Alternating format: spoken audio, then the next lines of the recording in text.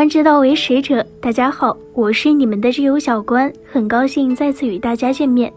走路是一项老少咸宜的运动，有人整天佩戴运动手环或计步工具，晚上到家却发现一天下来走了小1万步，却又感觉不到步行对健康的效果。事实上，平时走路产生的步数由于强度不够，并不能达到运动健身的目的。而有研究表明，走路快的人比走得慢的人平均多活15到20年。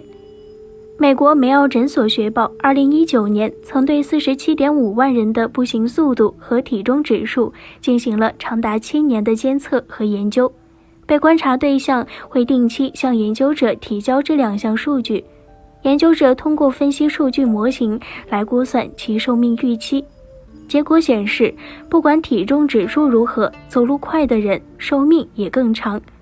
在这项研究中，走路快的女性预计平均寿命为86.7到87.8岁，走路快的男性85.2到86.8岁，走路慢的女性预计平均寿命72.4岁，男性则为64.8岁。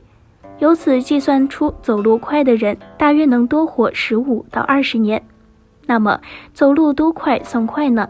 有以下2种方法可以测试。第一种，每分钟的步行数。英国运动医学杂志研究人员指出，心率要达到最大值的60%以上，或者每分钟100步才算是走路快。第二种，对话测试。为了测量步速，走路时可试着说说话，如果能大声唱歌，表明步速太慢，强度不够；如果呼吸稍困难，但可舒适的交谈，表明步速适中，以达到快走强度；如果气喘吁吁，不能轻易说话，说明步速过快。专家认为，为保证锻炼效果，快走应至少每次40分钟到60分钟，按每秒走约2步的频率计算，6000步大概就是快走40分钟，而1万步则需要1个多小时。另外，走不好路也称为步态障碍。跌倒是老年人最常见的步态异常并发症，可引发颅内出血、骨折、长期卧床、褥疮、肺部感染等一系列问题。在我国，跌倒是伤害所致死亡的第4位原因，而在65岁以上的老年人中，则为首位致死原因。另外，没有任何腰腿疾病，但出现步态功能下降，常常预示着远期发生痴呆的风险，也是预测死亡率的重要因素。走路不好的判断方法：观察鞋底的磨损情况，看看有无两侧磨损程度不一，或足内侧、外侧磨损程度不一。正常鞋子的磨损重心在脚跟中间，并可从鞋跟外侧看出约4度的倾斜。鞋底外侧磨损通常是由于高弓族让体重过多倾向于脚外侧造成的，这种步态容易导致关节扭伤和损伤。脚底内侧磨损提示扁平足，这种步态会导致骨盆前倾，诱发腰背痛。大脚趾外侧磨损多由母外翻引发。除了腿脚或腰椎问题，走不好路还可能提示脑功能下降或中枢神经系统病变。发生过脑中风的病人，行走时一侧手臂弯曲，内收内旋，贴近身体；同侧骨盆上抬，下肢伸直，拖地向外画圈。脑瘫病人，行走时双膝内侧相互摩擦，行走缓慢拖行，呈现剪刀样的步态。小脑病变患者，多表现为笨拙蹒跚、躯干摇晃的髋基底步态，不能沿直线行走，犹如醉汉。闭目时因缺乏视觉纠正而症状加重。一些罹患基底节疾病、存在肌张力障碍的患者，行走时四肢会出现不规则、不自主的扭转、徐动。帕金森病人，步态缓慢且僵硬，可见低头弯腰、屈膝屈肘、手抖、腿抖等特殊姿势，常以小碎步前进，起步时较困难，不能骤然停止和转身。遇到场地受限或要求同时完成另一件任务时，双脚像是被粘住，冻结在地上。单侧腓总神经麻痹，行走时一侧脚尖下垂，抬腿幅度增高，状如跨过门槛。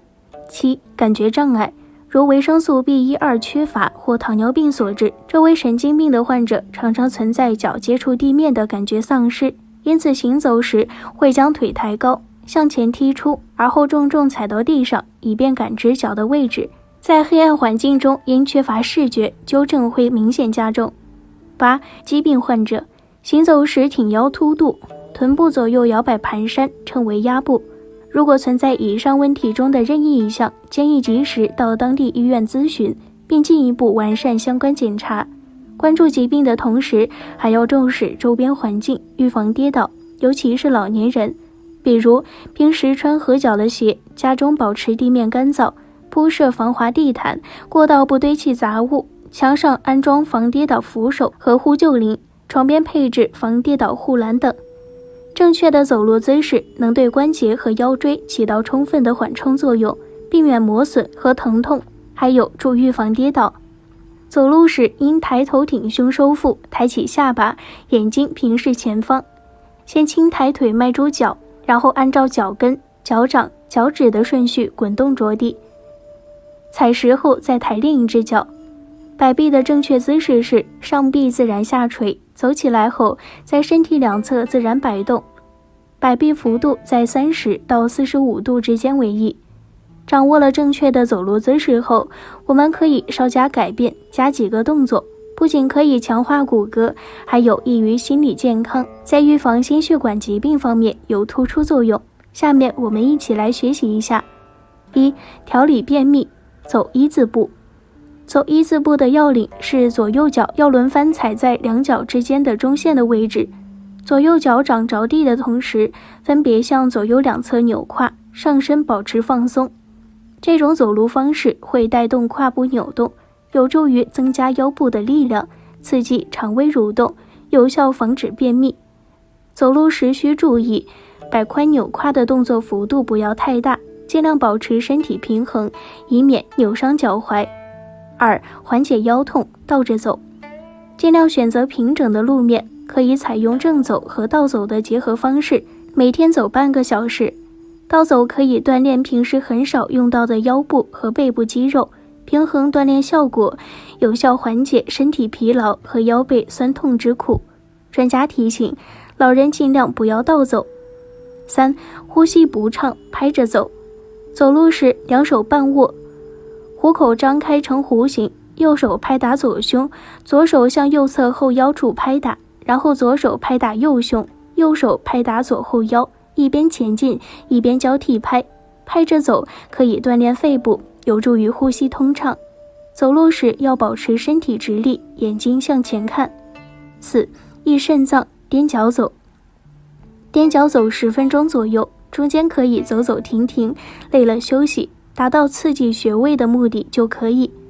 踮脚走可以按摩足三阴，通过足少阴肾经温补肾阳。专家提醒，老年人要循序渐进，一开始练习时最好身边有帮扶务，长期坚持，每次不可过量。患有重度骨质疏松的老人不建议踮脚走路。5. 燃脂，走跑交替。先快跑15秒，然后走路45秒，这样交替运动20分钟，也可以快跑60秒，然后快走3分钟，这样交替进行30分钟。这种方式强度比较大，运动完要抖抖腿，甩甩胳膊，放松全身，以缓解肌肉的紧张感。6. 防驼背，甩手大步走。行走时要注意上身挺直，下巴前伸，高抬头，两肩向后舒展。迈步大小以两臂伸直的距离为宜，同时前后甩臂，一般以每分钟80到90步为宜。甩手大步走可让腰背部肌肉得到舒张，同时还能锻炼背部和腹部肌肉，减轻腰部负担。为了在快走中获益最大，身体好的观友还可以尝试下面这些增值方法。1. 爬坡走。如果在跑步机上进行，可以调整一下坡度，改为爬坡走。此时心脏、肺和肌肉需要更加努力的工作，燃烧更多的能量。2. 高强度间歇式训练走法，极短时间高强度快走和低强度恢复休息交替进行，比如用快的速度或爬坡3分钟，然后在平坦的地形上慢走2分钟30分钟内重复6次。3. 手持重物，在不拉伤手背的前提下，增加负重可以加大快走的强度。过程中需要注意以下几点事项：抬头挺胸向前看，速度平稳，保持背部挺直，绷紧腹部肌肉，放松地摆动双臂，不要耸肩。2. 不要佩戴耳机，以免听不到周围情况。